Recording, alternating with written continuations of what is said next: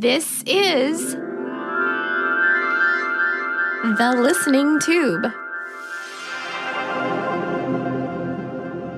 Well, hello. Thank you for putting your ear to the listening tube. I'm your host, Bob Woodley. If I sound a little different, it's because my lovely wife is redecorating my studio. On this episode, I'll chat with Robert Choi of the Choi Report about libertarianism. But first, Not the headlines. there's been a battle going on now for almost 3 years about what books can be included in Iowa school libraries. Senate File 496 was signed into law in 2023 by Republican Governor Kim Reynolds, but has been in litigation ever since. A number of entities sued the state to repeal the law, including several book publishers. The law puts very strict measures on what books can show or describe of sex acts. The law even has a reference to the definition of a sex act, which just happens to be Iowa Code Section 702.17. I'm going to look that up. He's going to look it up. He's really going to do it. I want the truth. You can't handle the truth. Well, we're definitely not going to see Iowa Code Section 702.17 in any Iowa textbook. It starts off by confirming you can't have sex all by yourself.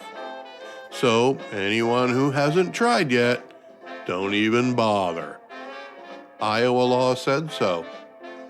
The law says you need at least 2 people, but more is okay. Then comes the list of stuff to try. Penetration of the penis into the vagina or anus. Now, the very law that references the definition of sex act prohibits that part of the definition from being included in any textbook used in Iowa schools.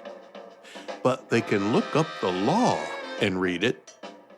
In other words, they'll never learn what their penises and vaginas are for. And that's a real shame. But this Iowa law defining a sex act gets more adventurous as you read it. It goes on to include contact between a person's mouth and genitalia, or anus. Then describing the use of hands and fingers in contact with genitalia, or anus. And if that wasn't enough, Then it goes on to describe using artificial sex organs or substitutes. Oh, and remember when I said that the law requires 2 people to have a sex act? As it turns out, you can still have sex with yourself, but it's not a sex act under Iowa law unless you're doing it under the direction of another person. So you still need 2 people, even if one of them is just watching and telling you what to do. This definition is literally a beginner's guide to what to try next. And any kid can read it, just not in an Iowa textbook. But this isn't about sex acts. It's about how sex education is taught in Iowa schools. When I was a kid in Pennsylvania, we had sex education classes, but it was actually a part of health class. And we did learn about sex without sex acts being shown to us or described to us. Ironically, my teacher's name was Mr. Peters. He was an old man and had been a professional football player for the Green Bay Packers back when they still wore leather helmets. It was all guys in the class, as health classes were gender exclusive, so sometimes old Chuck's language would include words you didn't find in the textbook. I do recall having a biology book that had a photograph of the inside of a vagina. That wasn't sexy at all. But it seems that the writers of today's textbooks don't know how to make one about reproduction without breaking Iowa law. or they just don't want to. Making different textbooks for different states would be a cumbersome and costly task for the publishers of textbooks. Keeping track of state laws and definitions would require a staff of legal professionals that they probably already have, since the publishers are part of the lawsuit against Senate File 496. A story in Iowa Capitol Dispatch quotes a lawyer for the publishers as calling the law a statewide one-size-fits-all statute that eliminates discretion by school librarians. I would point out that the state does have discretion over the education system, and nobody really gave the school librarian ultimate authority on what books are available to the students. That's normally the job of the school board, not the school librarian. In order to gain sympathy for their cause, the publishers and other groups keep calling these laws book bans. Just because a book isn't available at school doesn't mean it's not available anywhere. There are no banned books in the United States of America. There are, however, age-appropriate topics and a child's right and privilege to just be a kid. Some lawyers are even calling the law a violation of free speech. Hardly. The publishers are still free to print whatever they want. Just because you're free to say it doesn't mean people can be forced to read it. Besides, there are plenty of ways for kids today to be subjected to descriptions and depictions of sex acts. They don't need to get them in school. In hindsight, I don't think Mr. Peters' class helped me understand sex at all. Having it was the real lesson, and I wish I would have had Iowa Code Section 702.17 to guide me. The listening tube will return at the speed of sound. Send email to thelisteningtube@outlook.com. My guest today is Robert Choi. Robert is the founder of the Choi Report, and he's also a former CIA officer as well as a consultant on governmental outcomes. He's also a libertarian, and that's where we begin our conversation. Robert, you're a self-described libertarian. Now, when I think of a libertarian, I think of someone who wants as little government as is necessary. How do you describe libertarianism? That's a great question. And I think that in the rise of political rhetoric in today's world, there's a lot of talk about democratic socialism and also a generalized, polarized conversation in the public. And unfortunately, that has crowded out the space of political discussion for libertarians. And, people know me as a libertarian with conservative leanings. And, I generally, I don't feel strongly about any one label. But I think that, the unfortunate part of libertarianism being talked about less or being crowded out in the political space is really the impact it has on, people who are, like me, constitutional realists. I believe in maximum individual freedom, as you mentioned, minimal government interference.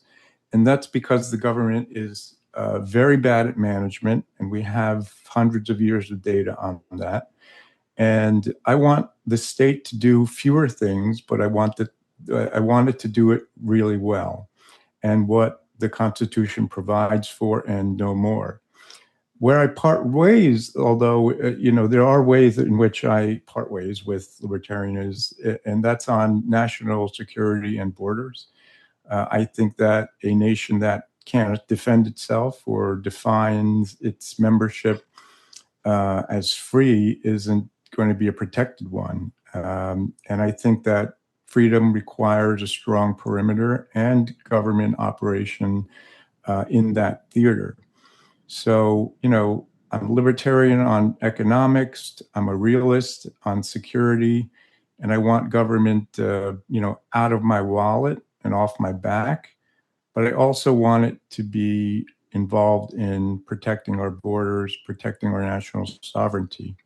And, I always ask two things when it comes to, libertarianism, and that's, do people really understand what that is? And, what is its impact on society and the problems that we're looking at? And those are the same two questions I ask of any other political ideology or leaning. What I prioritize is whether or not there's empirical evidence to support political rhetoric. And, it's Milton Friedman, who's a Nobel Prize winning economist, once said, there is nothing as permanent as a temporary government program. And they continue to last in government programs, whether they work or not.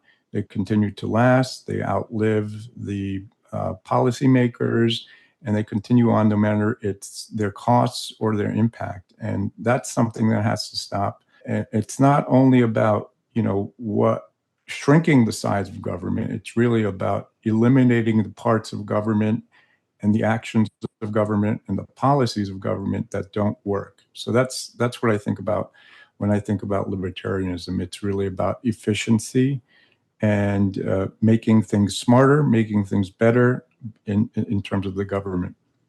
As a constitutional realist, can you give me any examples of some things that perhaps we are being held to as far as laws or regulations are concerned that are not backed up by the Constitution?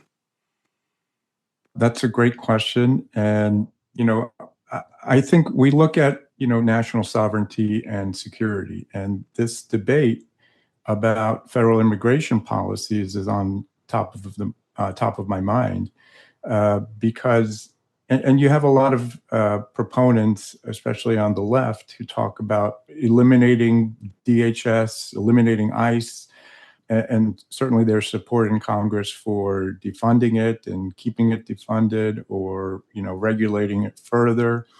It's such a confusing thing for me in terms of whether or not that's a smart idea.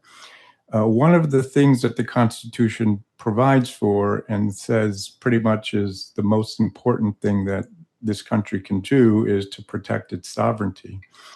And if you look at the way the federal government functions, it is a constitutional republic with elected leaders, with democratically elected leaders. Who then become our representatives. And that sounds very basic, but a lot of people, particularly on the left, forget that. And when President Trump was elected into office, he was elected into office with a mandate. And that mandate included reforming and strengthening immigration enforcement in this country.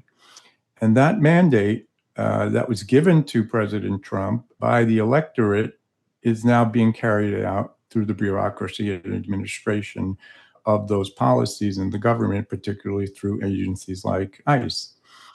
And calling out ICE or taking away people's paychecks at ICE has absolutely no effect on the functioning of the government in terms of the fact that this is a democratically sanctioned process where the elected leader has provided a policy decision to the agency that has to carry it out.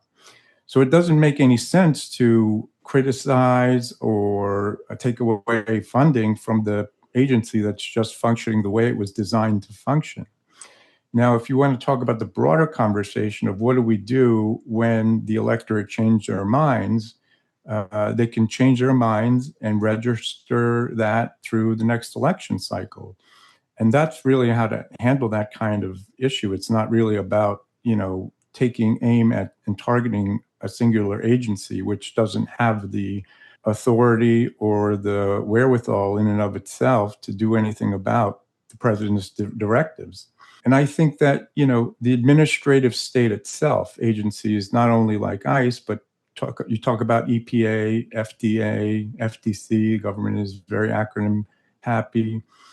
These agencies, they write rules that function as laws sometimes, but the Constitution says Congress legislates those laws. So courts no longer defer to agencies to interpret their own power. They look to, as a result of that decision, they look to the legislative mandate or the executive mandate. And so that's very misguided, but it's very full of political rhetoric. So, you have these demonstrations, you have people in the streets, you have people getting arrested, people challenging federal authority and, throwing things at federal law enforcement during these protests. And it's just absolutely nonsensical, it makes no sense. It stretches into another issue, and that's one of civil asset forfeiture. The government can seize your property before you're convicted of anything, and it sort of inverts the Fifth Amendment's provision, which says that citizens should not be deprived of life, liberty, or property without due process. So when you look at things like, when eminent domain, when you look at things like, arrests in certain states, particularly here in the region where I live in the Northeast, the government can, before any conviction takes place, seize all of your assets. And unfortunately, sometimes that's politicized. So I think if you look at overall the constitutional framework for what we do and what we should do as a nation, I think it's important to remember that there are 5 things that the Constitution provides for. And it's the first one being national sovereignty and security, which means foreign policy, treaties, military policymaking in terms of directing federal agencies and agencies of the executive branch. The second is rule of law. And the third is protecting individual rights, including property rights, but also free speech. The fourth is property, commerce in the context of the economy, so trade, monetary policy, and regulate the regulations concerning the Commerce Clause between states.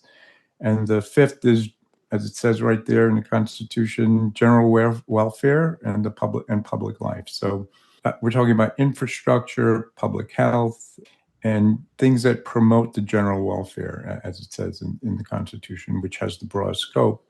But I think that all of these are interrelated, and that the government should do only those things which strictly fall under one of these 5 categories.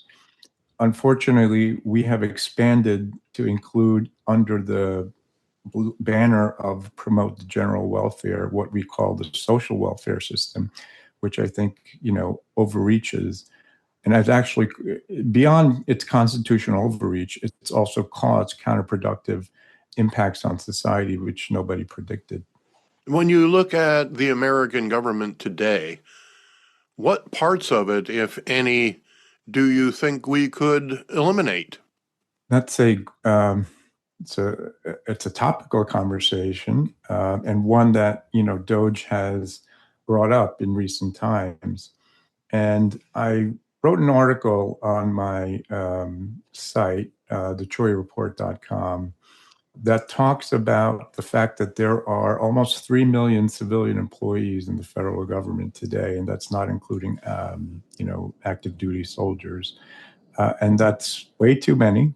And not only does it cost too much, but the impact that agencies have that are so expansive is really unclear.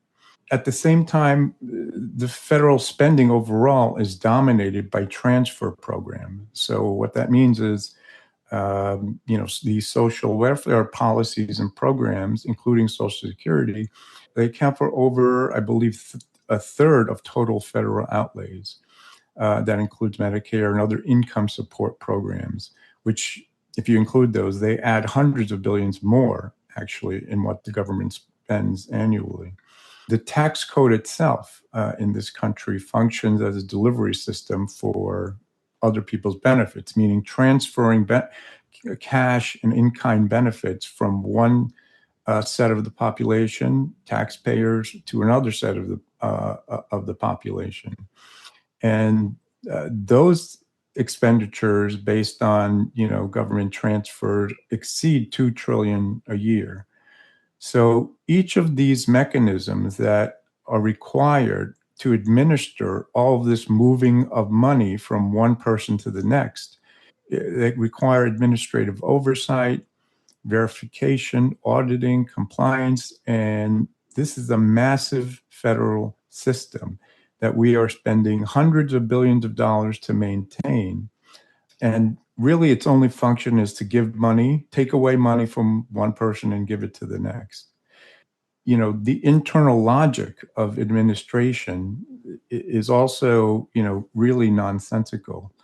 When they measure success in these programs, these transfer programs, social welfare in general, they look at, for example, participation levels, disbursement amounts, compliance rates, and those become the dominant indicators of success. But, if any rational person thinks about this for half a second, they're not measuring anything important. They're just measuring things. They're just looking at numbers go up and down, and they don't have any meaning.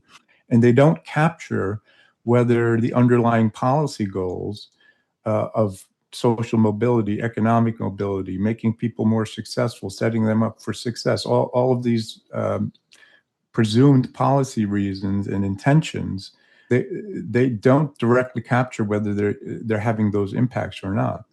So what you get then is this feedback loop where government expansion can occur without clear resolution of the problems the programs were designed to address in the first place. So these expansive administrative systems, they tend to optimize themselves for sustaining themselves rather than improving their own performance or meeting policy objectives.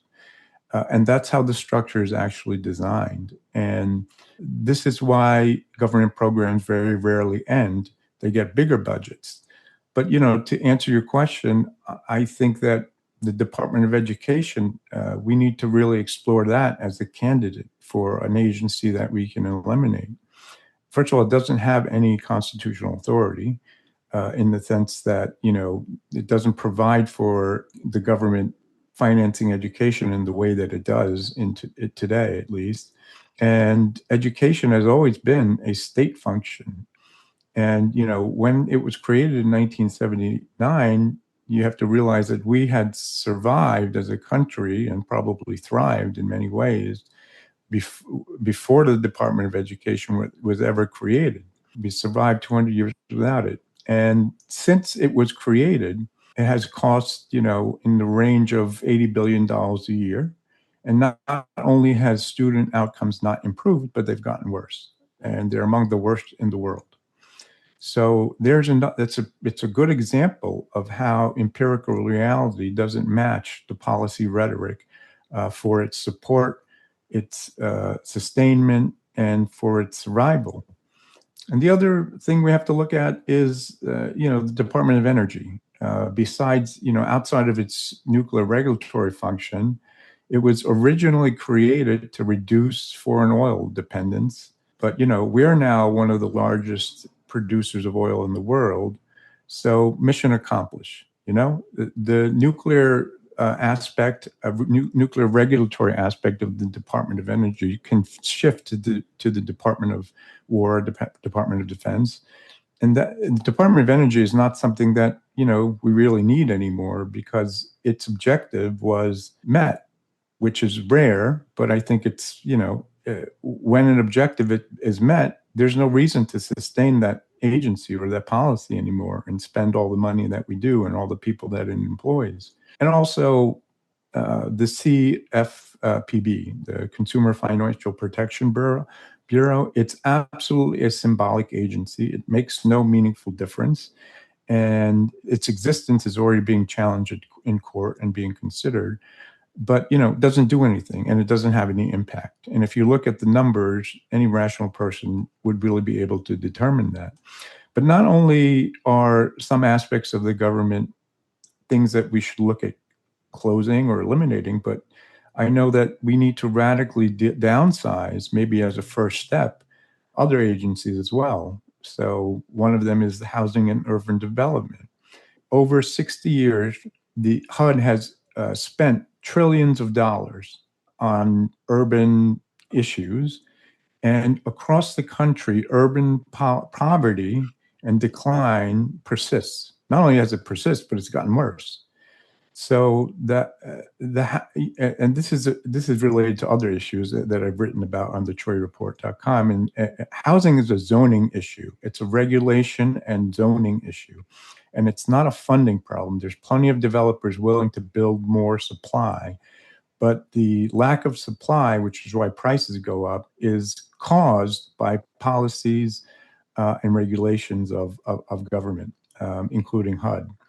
So that's one that we need to radically downsize. It's one of the other examples, as I said, when I started to talk about this, where it's just an agency that exists to transfer money, to take it from one person to give it to the next. And we spend, billions of dollars on that every year. I also wrote an article about the foreign aid apparatus and what a complete disaster that is in terms of empirical results. If you look at Haiti, 60% of the aid that the U.S. aid money sent to Haiti went to a handful of beltway contractors, and it wasn't aid, it was administrative rent. So these billions of dollars were being paid to sustain the apparatus of administrators and contractors whose job it is to make sure that the policy stays alive and that the funds stay alive. But very little aid actually went to the people of Haiti to fix anything, for infrastructure, for health, for water. Very little portion of that aid went to that. And that happens all around the world, as I documented in that article. So I think that what the Trump administration has done in terms of drastically reducing foreign aid is the right step, because it's not a constitutional necessity. It's not provided for. And the whole argument of the left and progressives that it helps to promote world peace or, allies in the region, that's absolutely not true in terms of the empirical realities. And lastly, I'll say this is not, probably at the top of the list, but there's something called the Federal Register. And there's 90,000 pages of regulations it produces a year. And that's not a department worth saving. It just produces interpretations of regulations that nobody reads, but still costs the government every year in terms of its headcount, in terms of its cost. So overall, I think whether it's DOGE or some initiative or program or legislation even that's similar to DOGE, I don't think that's a radical idea at all. It's actually a necessary idea. Anything that really interprets the Constitution how it's supposed to be read is a radical idea in Washington. And the founders gave us a very specific, lean document, and it's so successful because of its elegance and brevity. So everything that we've built on top of it in the last 60 years needs to justify itself, or it needs to go. That's the bottom line. Let's try to review, if I can remember correctly then. Now, as you said, the president did cut back U.S. aid considerably, and I agree with you there. The Consumer Protection Agency, you say, is useless. They don't really do anything. HUD is kind of a wash, but it has failed in many ways. And personally, I don't think it's the government's job to build houses anyway. And then we have the Department of Energy, which you say mission accomplished, so we can get rid of that. And the Department of Education, which I'll be honest with you, Robert, I graduated from high school in 1980, the final class to graduate before the Department of Education became a thing. And I often thank my lucky stars that I got out of high school before we had a Department of Education at the federal level. So those are all very interesting things to look at. And certainly there's a lot of our government that we could probably do without. And I thank you for giving us that outline of it. Now, not all of us are libertarians. Many of us are Republicans. Many of us are Democrats. A growing number of us are independents, along with some lesser known political parties. You mentioned one before, the Social Democrats, you got the Green Party. But if we were all libertarian,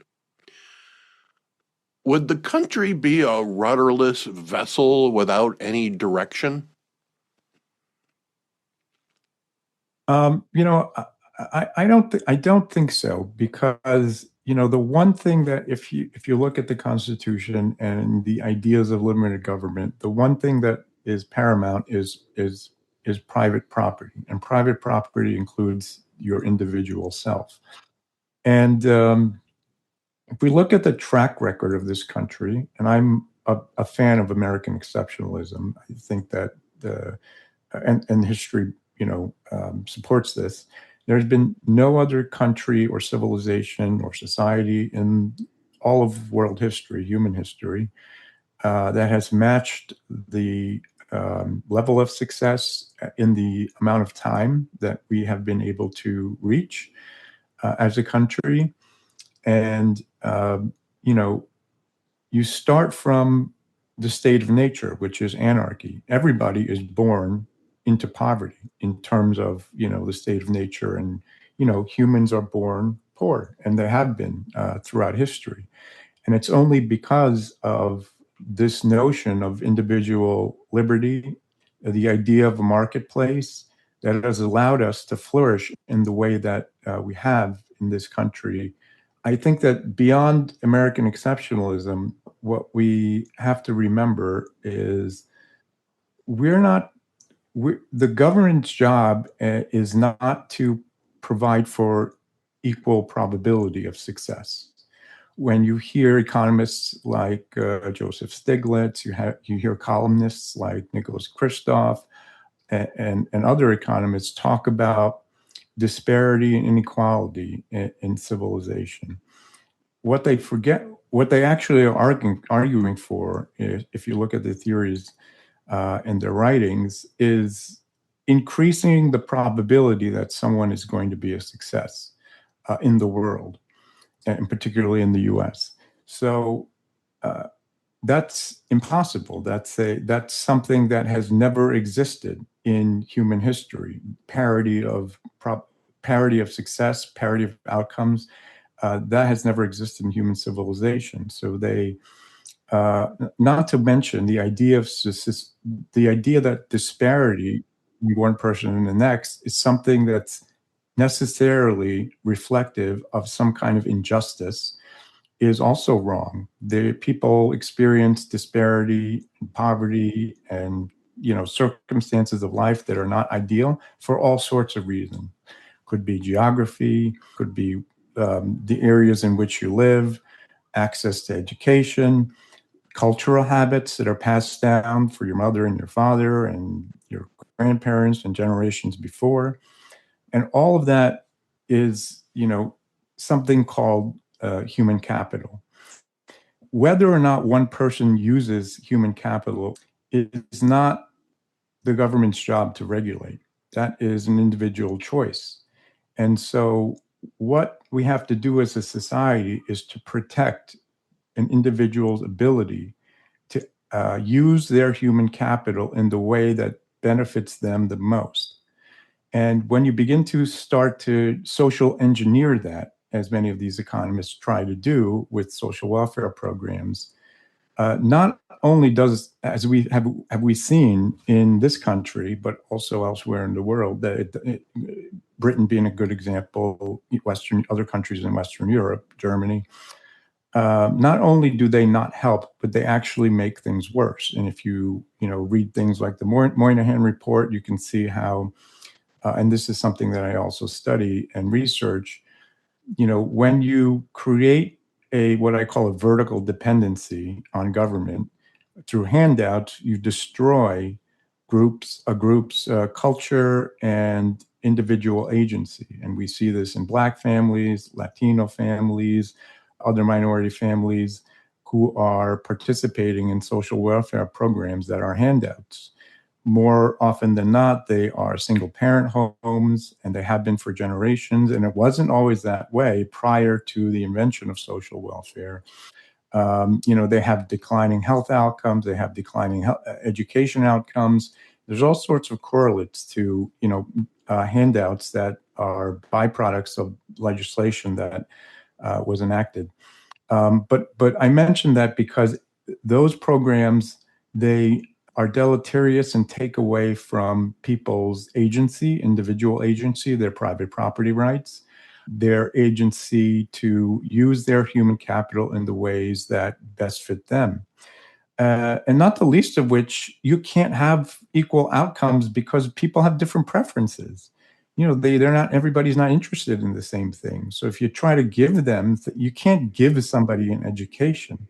They have to take initiative to educate themselves in things that they're interested in ways that, that benefit them based on their specific constraints and circumstances, where they're born, what kind of family they're from, what generational habits they've been passed down from one to the other. I mean, if you look at Germans and Asians and overseas Chinese, they have very particular generational habits and talents that have been passed down from one generation to another.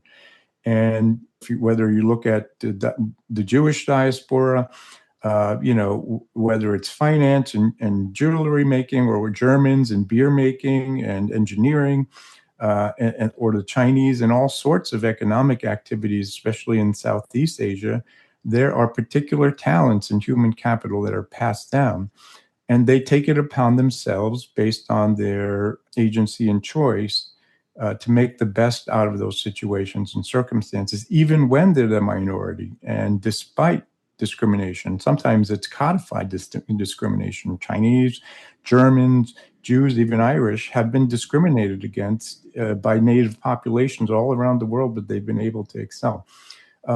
So all that to say is, it's very important for libertarians to protect the idea of private property rights and individual freedom, but not necessarily equality of outcomes or the provision of government programs to increase somebody's probability of success, which are two different things. Like I was saying, you can provide opportunity, whether it's through public libraries, which I do support, whether it's through schools, and whether they're charter schools or schools in the communities that are run by the state and provided for.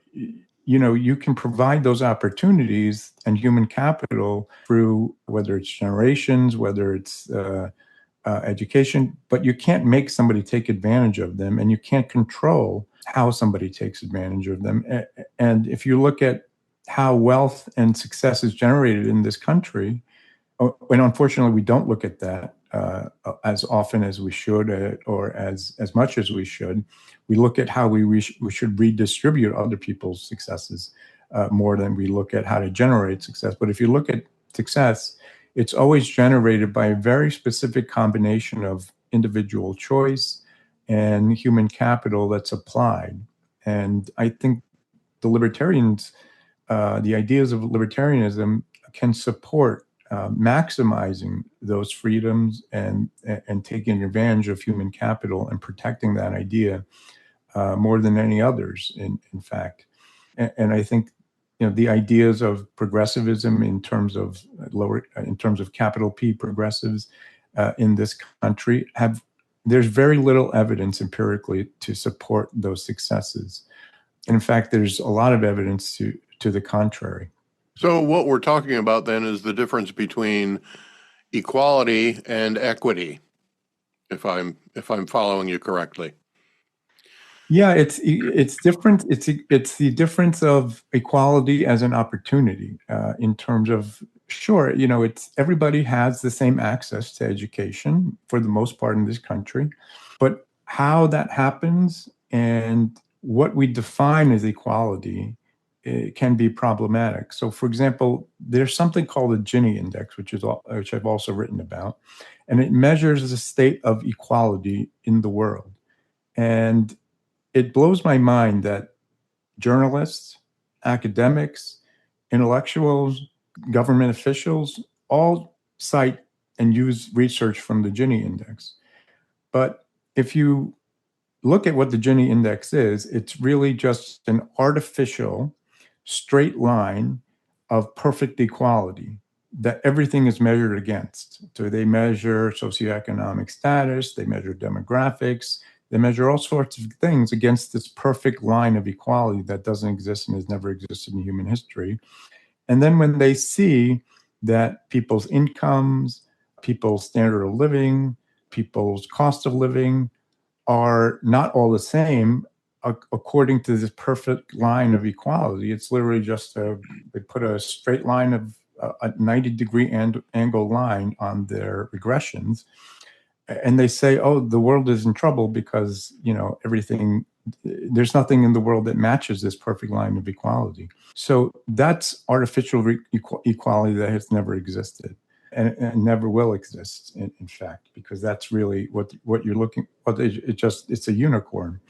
So when I say equality, I'm not talking about that equality. I'm talking about equality of access and making sure that everybody has the opportunity to exercise their human capital and their individual liberty in a way that maximizes the quality of life for them and their particular constraints. Thank you to Robert Choi of the Choi Report for sharing his insight with us.